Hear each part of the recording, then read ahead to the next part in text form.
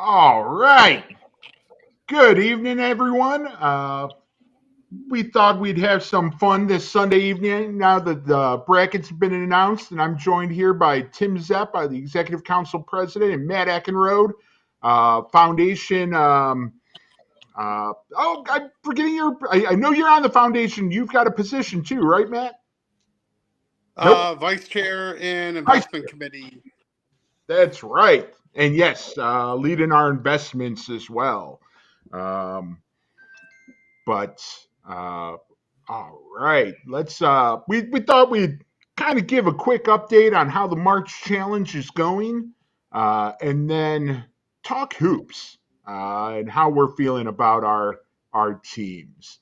Uh, so I'll give a quick update on where we are with the March Challenge right now. Number one overall seed, as per usual, the Gamatol is in first, and they're doing pretty well. But we still got a day left, and I can tell you, there's plenty of time to catch up to them. The mighty upstart Phi Delta chapter has moved into second place, followed by my own chapter, the Omicron at Illinois in third. Tim's Chi Delta's in fourth, and Matt's Epsilon Nu is in fifth, or at least it was when we started. I believe there's only like one one donor away from one another between the three of us, so it's really tight there. So I don't think this will be the final rankings by any means. And there are plenty of chapters that are right behind us, nipping at our heels. I know Syracuse is right there, RPI, Lehigh, University of Washington. So there's plenty of time for chapters to catch up. I'd say this March Challenge is kind of like some of those old Big Ten games where the pace of the game goes pretty slow. We had a slow start in Thursday, Friday. It actually picked up quite a bit today. But all right. So it's Yeah, like Tom, some of those games Ryan versus Tom Izzo Classic. Exactly, a Tom Izzo classic. Yeah, you see, flip the TV on the scores like in the 50s, and you're just like, is this like still like the first half? Like, oh no, there's like 2 minutes left of the game. Like, what's going on? It's kind of like the Big Ten championship. You just saw that. I think no one had more than 25 points on either the Wisconsin Michigan battle for who was going to win it all. I think it was like 21-23 or 22-24 or something ridiculous like that. Well, we're so old-fashioned in the Big Ten. I'm surprised we don't still shoot free throws underhand. So, let me tell you, last year the way Coleman Hawkins was playing, I was waiting for him to bring it back. I was kind of hoping for it. I can't recall the team, but I did hear reference during the selection show today that there is a player on one of the teams that does shoot free throws underhanded. So I gotta check that out. I missed that one, but all right.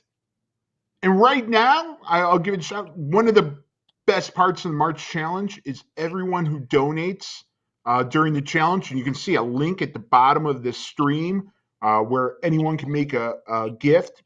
You can also find it on the social media feeds or on sciu.org. But we have a bunch of generous donors who are matching everyone's gifts, so your donation will have double the impact if you make it during the March Challenge. And today, actually, one of your brothers, Matt, is matching gifts right now, John Sinkowski. yeah, actually, John should probably be the one talking basketball because if we were talking about the NCAA wrestling bracket, I would have a lot better of an idea of what's going on. But John is definitely more of the basketball aficionado of our group of people. But yeah, we should do everything we can to get John maxed out on his match. He's a good guy, and like all things gambling, he likes to hemorrhage money in March. So let's get him started early. Absolutely.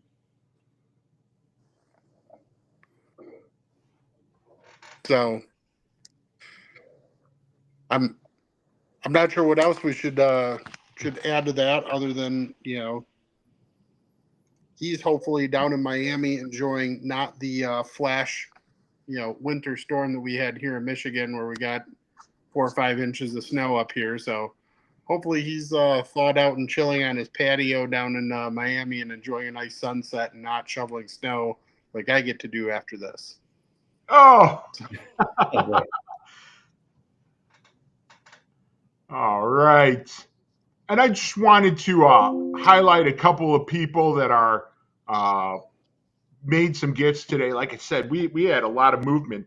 Phi Delta chapter, our Mary Washington chapter, I think they started today in 4th or 5th place. And, well, passed all of our teams up. I know the VP of the Executive Council, Jim Plattner, has been hitting the phones and getting folks to give, but I saw a number of Phi Delta gifts come in this afternoon. But like I said, this challenge doesn't end until midnight Pacific Monday. So we've got well over 24 hours left. And if I've learned one thing, the majority of movement happens on the last day. We'll probably double our gifts on Monday. So there's plenty of time for groups to catch up.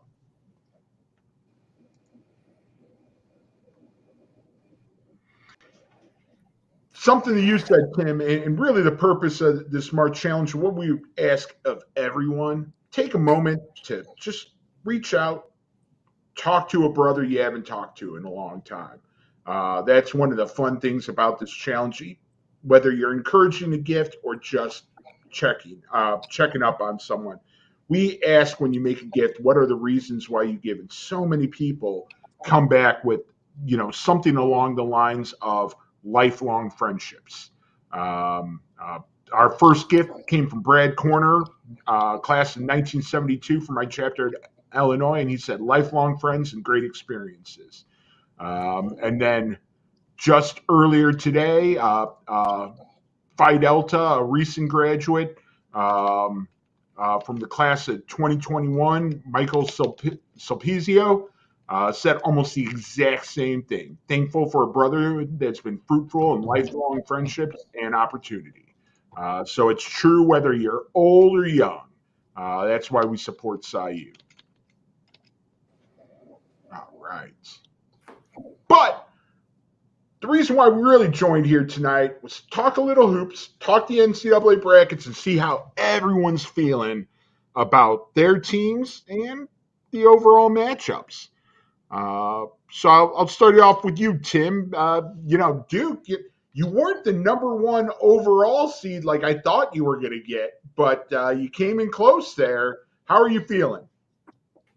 Feeling pretty good once I saw Cooper Flag walking okay on the sidelines the last couple of days. So that was good, but a little bit of a scare on Thursday, I guess, when we were catching up on this. But yeah, I think it'll be good. They certainly have the potential, I think, to go a long ways. And I don't know, the thing with a lot of, and I think it's true of a lot of teams, but especially with a team like Duke that has a lot of really talented freshmen, but just don't have the as much of the kind of junior senior leadership and experience of maybe some other teams. Just what's going to happen when inevitably you run into a buzzsaw, you get kind of punched in the mouth, literally or figuratively, in some of these games, and how do you react to that? So we'll see. But I have high hopes. I don't want to jinx it by putting them in a bunch of brackets or putting money down on it. But we'll hopefully have a good run. How about you, Matt? How are you feeling about the Michigan State Spartans? Well, we had a hell of a month and a half, really. I think we had the most quad 1 wins in a row of any team in the field until we lost that heartbreaker to Wisconsin. And really, like, that game kind of encapsulated what I think is somewhat of the concern for Michigan State in that, you know, we are a good team, but we're not really dominated by senior leadership. And the seniors we do have will sometimes do things like do a technical foul, which gives Wisconsin 3 foul shots, which is ultimately the margin of loss that we had there. But, you know, we have a very deep bench, and you know we tend to outrun teams, so we are a second half team because we just throw massive humanity at teams and make them try and keep up with us with their legs. And you know, I looking at our bracket, you know, I think we'll handle the first one fine.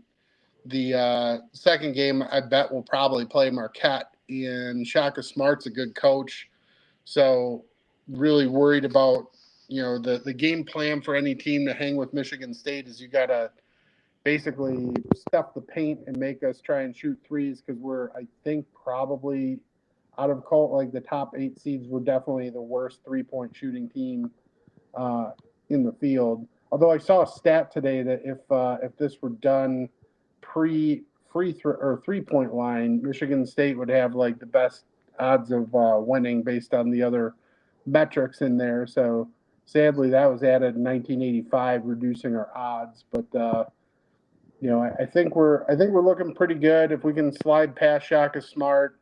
You know, Iowa State, Ole Miss. You know, those guys don't really scare me. North Carolina is probably going to lose to San Diego State because they suck.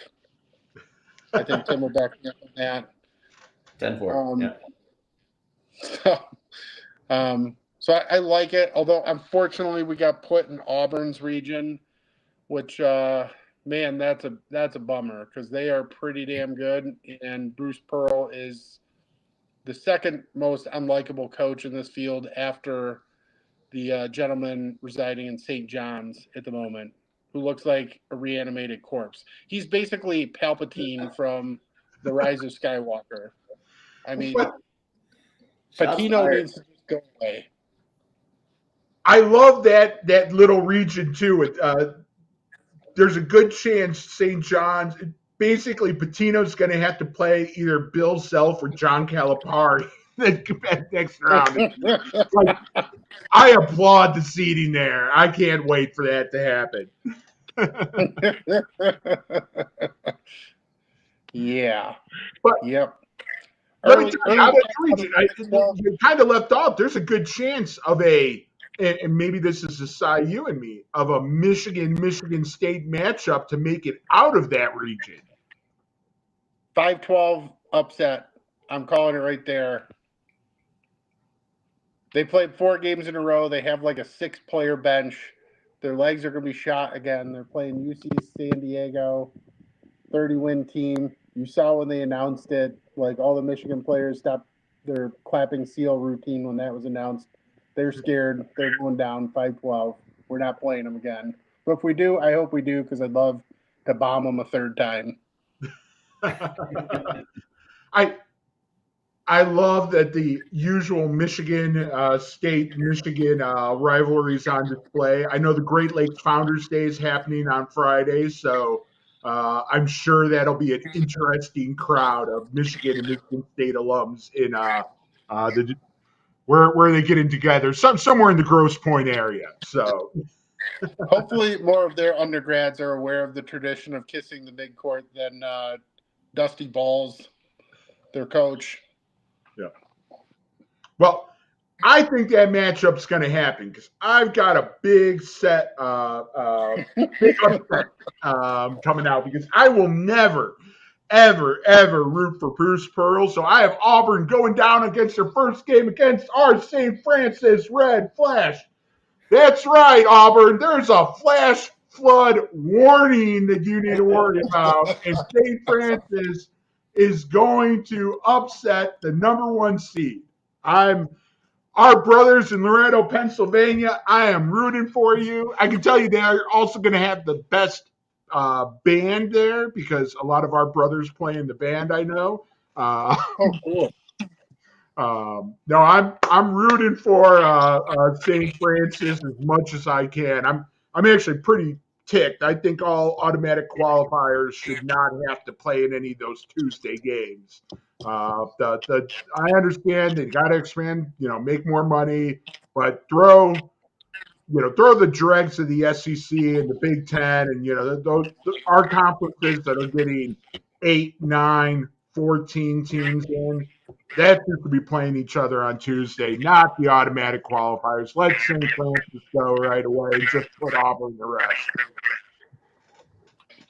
Being honest about that Michigan game, even though I am going to pick them as a 5-12 upset, just because I'm a homer, but being honest about that team and having seen them play live, Michigan is going to be a problem for a lot of teams because they got those 2 7-footers that are actually pretty good. That Wolf guy is just got such good ball handling for a guy who's 7 feet tall. It's ridiculous. Yep. But the other Big Ten team, and I hate to even say that they're a Big Ten team, but the other Big Ten team that I think is interesting is Oregon. They kind of flew under the radar. They're a 5 seed, 24 win team. But I also saw them live. They're really athletic. Yeah. Like they got some real athletes on that team. So they're pretty interesting. And then you always have Wisconsin, of course, and Clemson. So it looks like actually there's a lot of SIU action on the 5 line here with Clemson and Michigan. Well, and there's a good chance, one thing I'm looking forward to, there's a good chance that just, I guess I don't know if it'll be Saturday or Sunday, we're going to have Purdue versus Clemson. The Tau Epsilon, our 49th chapter versus Delta Omicron, our 50th chapter. I think that might be an interesting SIU matchup there. I gotta pick Clemson in that one. Every time I pick Purdue to do anything, they get bounced in the first round. Well, they made it a little ways last year. And I want them to get bounced. Yeah, I'd have to check back on the stats, but I feel like in recent years, I think I've recalled more, 13-4 and even a couple 14-3 upsets versus the 5-12. But you never know. Well, I mean, I don't know anything about Heisman, but they won 29 games, so they can't be terrible. Yeah. I'm going to brag for a moment. If anyone doesn't know, we have brackets on ESPN. You can find them on our social media feeds, the link to sign up, or you can just go to ESPN Men's Tournament Challenge, search for SIU March Madness. That's our official brackets. Somehow, last year, I can't explain what happened to 100 or so people who signed up because I won.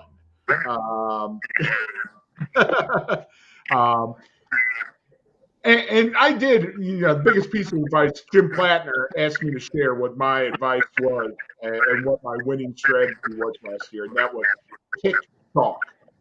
It's not a lot of fun, but picking UConn to win it all the way did work well for me last year. As you can hear, I will not be doing it this year with Auburn, though. But yeah, I hope everyone, and both of you, sign up and someone beat me, because don't give me bragging rights 2 years in a row. That's a dangerous thing. Well, that's an interesting second-round matchup if that happens, just based on location, because Auburn, it's a home game for Louisville, practically. I mean, it's in Rupp Arena, and that fan base is psychotic. So they're going to have half of that stadium or more. So that could be a pretty challenging game for Auburn, actually. Which I hate to say it could potentially pave the way for Michigan to be in the Elite Eight, but hate to say it. Have to say it. I think you're right. That's a good point. I haven't really looked that close.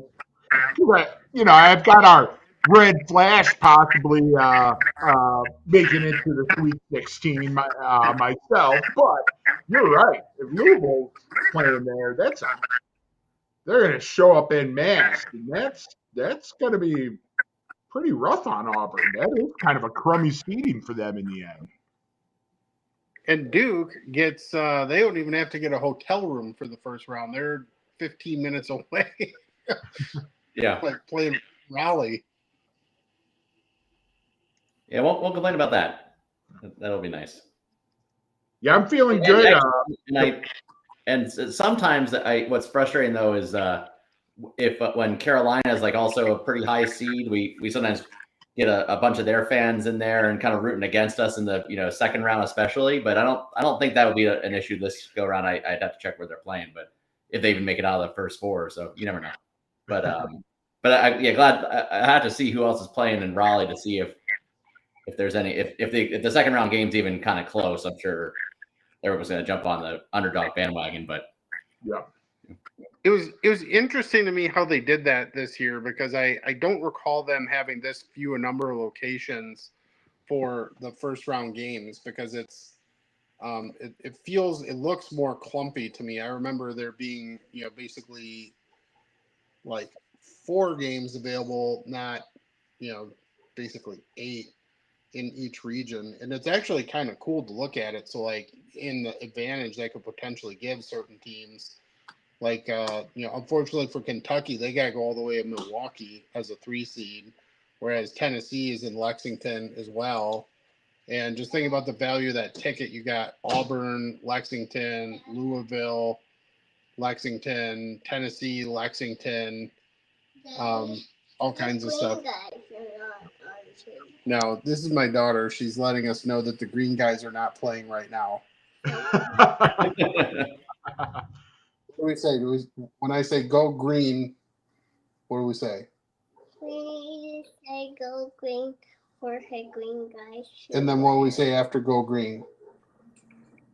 Go white. That's right. Start them early, people. Get the indoctrination going early. Well, what you're bringing up about Lexington is how I feel about. I'm feeling pretty lucky as an Illini fan that we're playing the first rounds up in Milwaukee. I'm not big on this Illinois team. I don't think they're going to go deep because as Michigan State beat us twice this season, and that second time especially where we just decided not to play the second half, I guess. But we're going to be playing Kentucky if we advance out of the first round in Milwaukee, and I like that matchup. And Kentucky's a lot like Illinois, where it's a lot of transfers and young players. And that's a good point. Yeah. Actually, I hadn't considered that. Our big hang-up, I think we're going to be playing a team with exactly the same weaknesses. Yeah. Guys, sounds like I gotta start to hop. My better half down here is want me to go upstairs and watch some Elemental. I get it. Thanks a lot for joining us, Matt. And I'll be rooting for your Spartans. I won't lie to you. I think my championship matchup right now, 5 minutes afterwards, was Duke Michigan State. So oh my God! Change, but that would make me so sick to my stomach, Tom. We're like 3-15 against Duke. Oh, I would love it, but I would hate it. I would be eating my hat and hiding in my basement. The group I was thinking about are our brothers Mike Thibodeau and Liz Andreessen. That would be fun. In that case, there would be 100% chance that household would be happy. I think the year they started dating was the Michigan State Duke matchup during the NCAA tournament. Sometime. Oh, maybe when we hit the 3-pointer, like right at the buzzer to win by 1. I think. I thought Duke won that one, but oh yeah. Well, you could say that for most of them. We've only beaten them like 3 Playing times. the odds, yeah. So, all right, guys, I got to hop. Hey, thanks so much, Matt. See you, Matt. Get John's match. All right. And Zepp, who do you have picked to win it all? Aside from Duke, I'd love to say Duke, of course, but Florida definitely seems to be one of the trendier picks right now. I haven't seen a ton of their games, but the ones I have, just to make it through the SEC like they did, says a lot. I also kind of feel like, there's a chance that Michigan State maybe slips out, and Auburn just seems. I mean, they have by far the most impressive resume, so I understood why they're the number one overall seed, but they've looked a little bit more human lately, and so I could see.